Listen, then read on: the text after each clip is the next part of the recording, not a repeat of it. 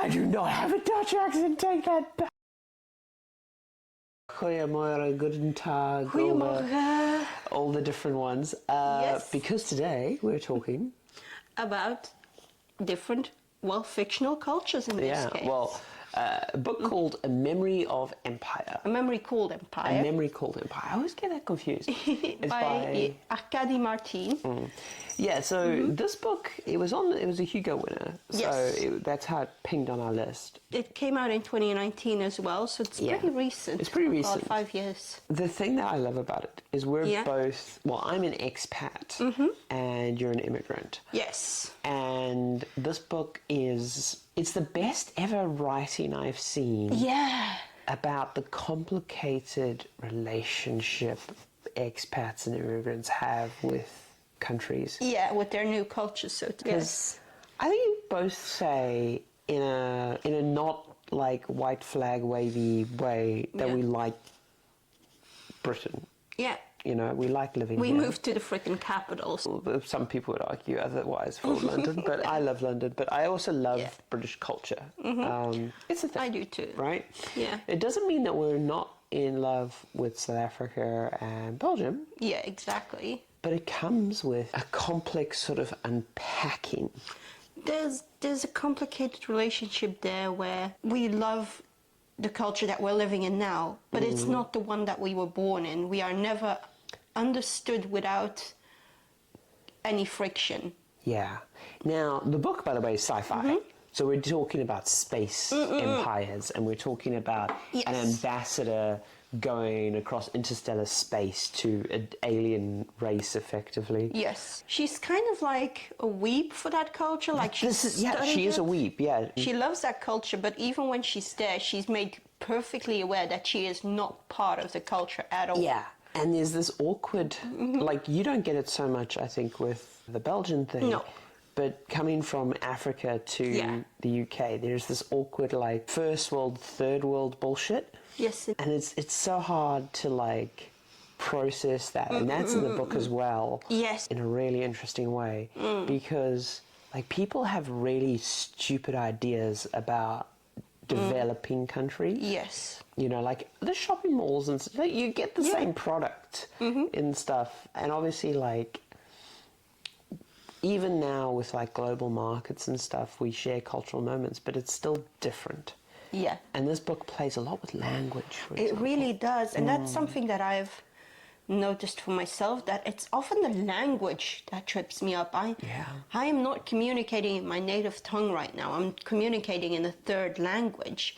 Yeah, but you write books and have got a master's degree in a third language. I have assimilated this culture.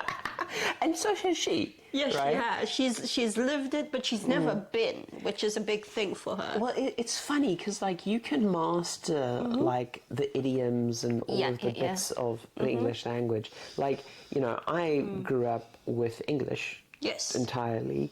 I can speak a bit of Afrikaans. It's terrible, but I can. And my Zulu and Shona have deteriorated. Yes. But also in South Africa, like, we talk a mix. Like, you know, you'll drop in a word.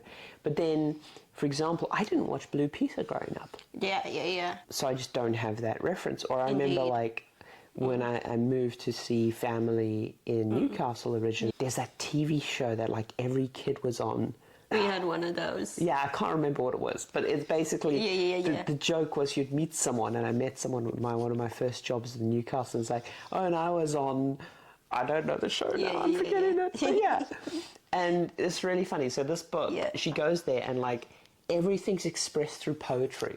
Yes. Like the empire has this reverence for poetry. And very much cultural references. Like every reference in poetry is like a reference to previous cultural exploits or books or poetry.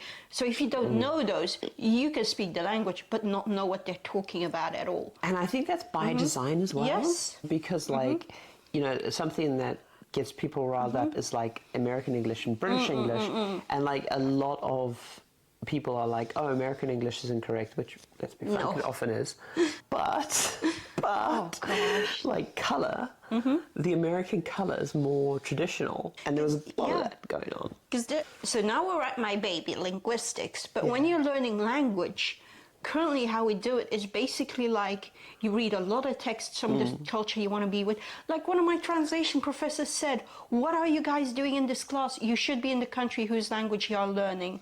Which I did. They say, live it or fuck it. That's always what I was told about language. So, well done. No. I mean, you could have got yourself a true Brit. Hey! The Dutch accent helped. I do not have a Dutch accent, take that back. It's like how she has to pick an empire name. Yeah, she has. You know? And there's a whole snobbery there, because honestly, like, I've had to work with like a lot of Chinese co-workers working in VR, and it feels so wrong to like send an email to Kevin, and it's like, I don't want to like mangle your Chinese name. Yes. But also, you just don't feel like a Kevin. I don't even know it's like you pick that name because that's a, you know, like you were given a list of names and you're like, that name kind of sounds right. But you often, and they touch on this, you often pick the name without the context. So like in this book, the thing you name yourself is like, what's it, an adjective, noun? It's a number and then a number and then a noun. Sorry, I forgot the word for noun for a second. Oh, you smarty. I'm very smart. But yeah, it's like a number noun. Yeah. And it's basically at one point, like one of the natives is mocking how like a lot of people pick like a ridiculous number and then a noun that no one would ever use as a name. Whereas the main character had like done her research and she had done a good job of picking a name, and it's like, and of course like we have with our names, a few people were taking like the mick with it and were calling themselves, I don't know, 14 off-road vehicle. Just to take the mick of the thing, and that's something. But there's a whole like, cultural baggage of passing. Oh yes. Like, do you pass British? Yes. And like, do you understand all the subtleties? Yeah. And I mean, like, some of that is just entirely out of your control, right? Of course. So, like, some of it is just, if you have a strong accent, obviously you can work on language and dictation, but, like, accent thing. But also, if you're not white, even though a lot of British people are born, like, it's like Britain is a diverse country, you have a harder time passing, which is a whole bunch of level of bullshit. So this empire, it's just this layer of like poetry and stuff, and then she's thrown into intrigue, right? So the plot's driven by court intrigue. Yes. But court intrigue, and this is what also is so interesting about the book, court intrigue, she has no fucking clue what's going on. No, indeed, because the whole setup of the book is that her people have a device, a memory device, which records the memories and everything of their predecessors and then gets passed on to whoever succeeds them in that role. But because the ambassador she's succeeding did not return for 15 years and then died on the planet where he was an ambassador. And it's unclear whether it's a murder or a suicide or an allergic reaction. Yeah, allergic reaction was the reason given. So she has this like database with outdated memories, which then malfunctions. So, and the thing is that like that in of itself is like a unique quality to her culture that the empire doesn't have. And like that's the other thing, right? Is so often these like powerful empires disregard the value and qualities of the smaller places. Indeed, because she is often called a barbarian, and it's even though her culture is perfectly valid on its own and totally not primitive or anything. But then also, it doesn't just give her culture a free pass, because there are, and it opens the book with this, where they're like talking about sending her to thing, and there is clearly like empire-hating members of the ruling class in her culture who want to strive, who don't want, you know, good relations. Indeed. So yeah, it's a really good book. I mean, really I'm struggling a bit with the sequel at the moment. I keep on reading it and putting it down and reading it and putting it down. But the first book, I devoured because we were at that library. Yes, at the Gladstone. Yeah. Amazing Beautiful. library. God, I'm such a teeb. Teeb? Tiaboo. Ah, yes. Tiaboo. But yeah, it is a stunning read. And I was shocked, actually, when we got, because there's like an afterword and a thanks from the author, that the author themselves is not a expat. No, she's not. She's, I believe, American. I'm not 100%. I think he, actually. No, it's a she. Is it she? Yeah, she's married to Vivian Shaw. Ah. Yep, it's queer again. We like queer in this house. Yes, we do. But yeah, just so well written. It's really well done, so it's a high recommend if you love anything space. Space opera is a term I've seen to describe it. Yeah, it's space opera, but without the... Because it focuses on one character's adventure, whatever, it doesn't feel... The scope isn't huge. Yeah, and I think that's the issue I'm having with the second book, because the second book jumps around a bit more. Oh, right. But yeah, the first book is really readable. I devoured it, absolutely devoured it.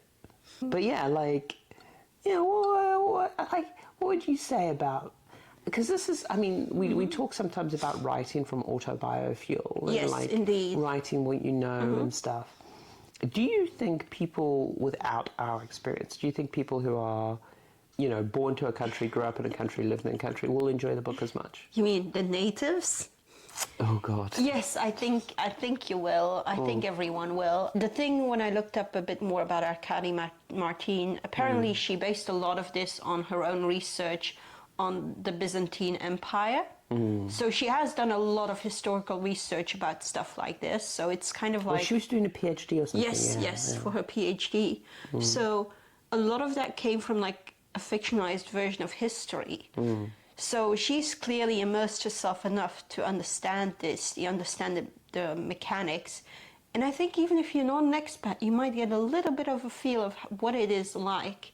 And that's kind of what drew me to the book, because it's very rare to see that in like science fiction. It's often like, oh, we found this new species and we're going to make contact with them.